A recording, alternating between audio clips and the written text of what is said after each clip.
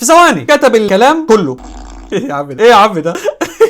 خلاص يا نجم، كمستخدم اندرويد ده البرنامج الوحيد ليك لو عايز تكتب الكابشن بطريقه مجانيه في ثواني. موقع هيكتب لك كل الكلام اللي بتقوله في الفيديو بالذكاء الاصطناعي ومجانا، للاندرويد والايفون، وكل ده في ثواني. فيديو تاني ومعكم الهامي.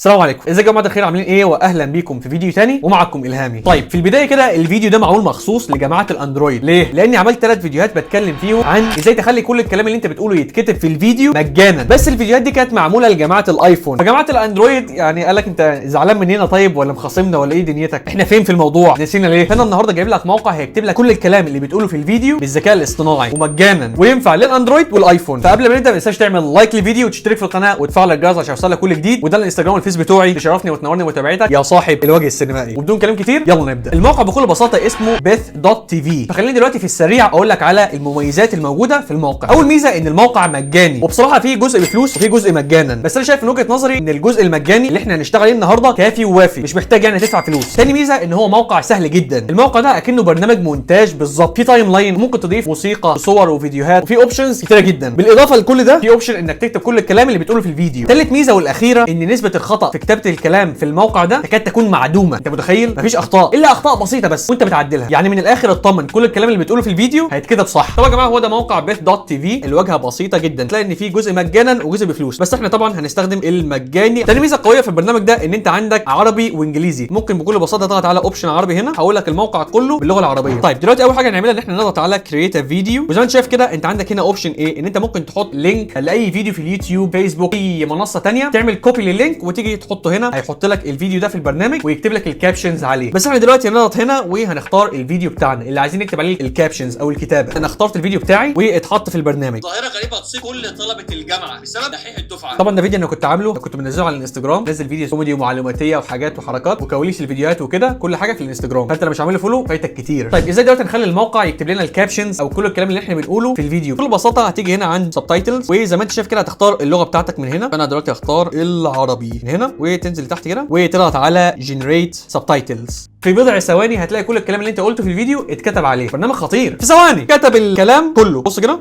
بسبب دحيح الدفعه وبنسبه كبيره حصلت لك. هو ان كل سنه الدكتور بيكرر نفس الاسئله بتاعت السنين اللي فاتت في الامتحان، وكله بيحل بيجيب درجات حلوه، بس تيجي على دفعتك التعبانه الفقريه ودحيح الدفعه بيقرر انه يتدخل، بيروح للدكتور ويقول له الحق يا دكتور، الدفعه كلها عارفه ان حضرتك بتكرر الاسئله بتاعت السنين اللي فاتت ومبصمجينها ومحدش عارف حاجه في المنهج بتاعك. فالدكتور بيقرر ان هو يتدخل، يحط اسئله اول مره تشهدها البشريه. هل الظاهره الغريبه دي حصلت معاك ولا لا؟ زي ما انت شايف كده كتب كل الكلام اللي قلناه في الفيديو، بس طبعا ايه، في اخطاء بسيطه او كلمه كتبها غلط فانت بتعدلها. طب نعدل الكلمات او الحروف منين؟ تعال ما اقول لك. مثلا عند كلمه دحيح انا عايز اشيل الالف، بكل بساطه هتيجي هنا كده تقوم انت فاهم بالظبط كده، وتكمل بقى ايه مونتاج الفيديو بتاعك. وتقعد بقى فاهم ايه، تمشي الفيديو كده وتشوف لو في مثلا ايه اخطاء، كلمه اتكتب غلط، حرف اتكتب غلط، هتلاقي حاجات بسيطه بس اللي هي غلط، بس المجمل العام هيكتبه صح. طبعا منين؟ من هنا اهو، تمام، عندك كل الكلام اهو. كل ما عليك طبعا انت تضغط عليه هنا مثلا وتغير مثلا ايه الكلمه اللي انت عايز تغيرها او الحرف. حاجه من الحاجات القويه برضو ان كل ما كان الكلام قصير او كلمه او كلمتين كان افضل عشان تشد عين المشاهد. منين نعمل الكلام ده؟ بكل بساطه تضغط على اوبشنز من هنا وتنزل لتحت. عندك طبعا ايه 3 اوبشنز. السنجل انك تخليه كلمه او كلمتين. بص كده ويقول له الحق يا دكتور، الدفعه كلها عارفه ان حضرتك بتكرر. تحفه، زي كل اليوتيوبرز او الانفلونسرز اللي بيعملوا كده، مش بيخلوا كلمه وتظهر على بعض، بيشدك وسهل القرايه. او تخليه جروب زي ما انت شايف كده، او تخليه مثلا ايه جمل زي ما انت شايف كده، جمل كتير. بس انا بصراحه انصح ان هو يا يبقى كده بحيث ان الكلام يبقى ورا بعض كده، الاسئله بتاعت السنين اللي فاتت، او ان هو مثلا ايه يبقى جروب زي ما احنا كنا عاملين.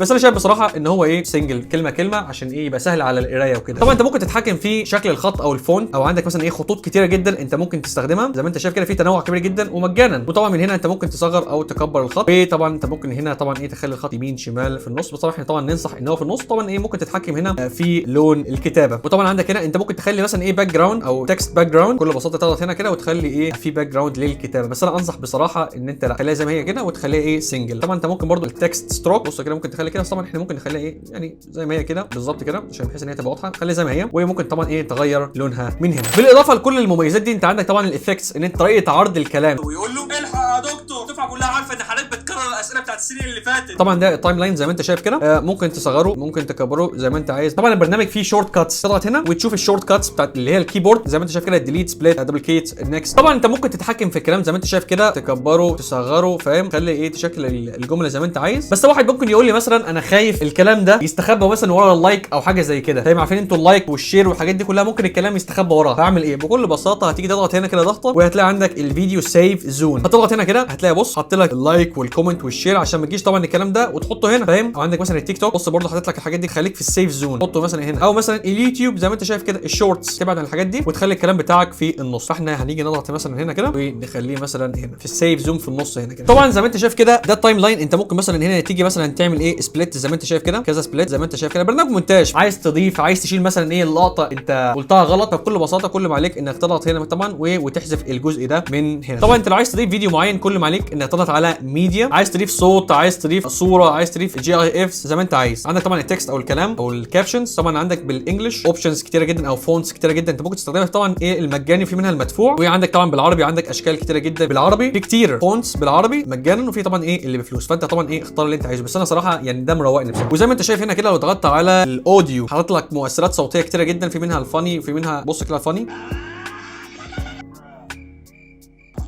ايه يا عم ده ايه يا عم ده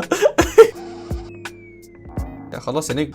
كل المؤثرات الصوتيه هتلاقيها موجوده في البرنامج، وغيرها طبعا من المؤثرات الصوتيه اللي انت ممكن تستخدمها زي ما انت شايف كده. في حاجات كتيره جدا جدا جدا. وطبعا انت عندك طبعا ايه مكتبتك، ممكن ترفع اي موسيقى مثلا وتحطها في الفيديو او على الفيديو. طبعا هنا في التايم لاين انت ممكن تتحكم في الفيديو وممكن تتحكم في الكلام اللي انت قلته، وعايز مثلا ايه تضيف حاجه تشيل حاجه زي ما انت عايز براحتك خالص، ممكن تتحكم في اي كلمه. وهنا طبعا عندك جزء الاوديو زي ما انت شايف كده، ممكن ايه يعني الاوديو او الساوند افكت اللي انت استخدمته ممكن مثلا ايه تغيره تحط اي حاجه، ده يعني فاهم تشكل التايم لاين زي ما انت عايز. بعد ما تخلص كل ما عليك انك تضغط على اكسبورت فيديو، وزي ما انت شايف هنا كده اوبشن اللي هو ال 1080 بفلوس، بس طبعا عندك ال 720 هي جوده محترمه لكافه المنصات وكافه البلاتفورمز، قدامكش غيرها، بس هي برضه تظل جوده محترمه. الفريمز عايز تخليه مثلا 30 فريم، عايز تخليه 60 فريم براحتك خالص، وتضغط على اكسبورت فيديو. شايف دلوقتي على حسب الشغل بتاعك بيرندر الفيديو بتاعك، وبعد ما يخلص الفيديو بتاعك كل ما عليك انك تضغط على داونلود، وفي ثواني هيحمل الفيديو بتاعك. واهم حاجه ما تنساش اللايك لو استفدت. طيب خلينا دلوقتي نلخص الفيديو في كلمتين. موقع بث دوت تي في خرافي جبار، لو انت مستخدم اندرويد انصحك وبشده انك تستخدم البرنامج ده، لانك مش هتلاقي غيره كمستخدم اندرويد. ده البرنامج الوحيد ليك لو عايز تكتب الكابشن بطريقه مجانيه وفي ثواني وكل الكلام بيتكتب صح. مستخدمين الايفون عايزين يستخدموا البرنامج ده تمام، مش عايزين يستخدموه في برامج كتيره جدا. انا عملت لك فيديو عن برنامج كابشنز، اهم برنامج لكتابه الكابشنز والكلام اللي انت بتقوله في الدنيا، عملنا فيديو كامل عنه وشرحناه، بس مشكلته ان هو باشتراك. فعملنا فيديو تاني بقول لك فيه ازاي تستخدم برنامج كابشنز مجانا بس بطريقه معينه، وفي فيديو ثالث عملناه لبرنامج فيد كابشنز، برنامج مهم جدا لكتابه الكابشنز والكلام اللي انت بتقوله في الفيديو بشكل مجاني وتلقائي. لينكات كل الفيديوهات دي هتلاقيها في الديسكربشن تحت او في الاي فوق. وبس كده، ده كان فيديو النهارده، اتمنى يكون عجبكم وتكونوا استفدتوا. ولو عندكم اي سؤال اي استفسار اي موضوع اي فكره فيديو معين حابين ان انا اعمله اكتبوا لي في الكومنتس وانا بقرا كل الكومنتات يا اصحاب الوجوه السينمائيه. كان معاكم الهامي واشوفكم في فيديو تاني.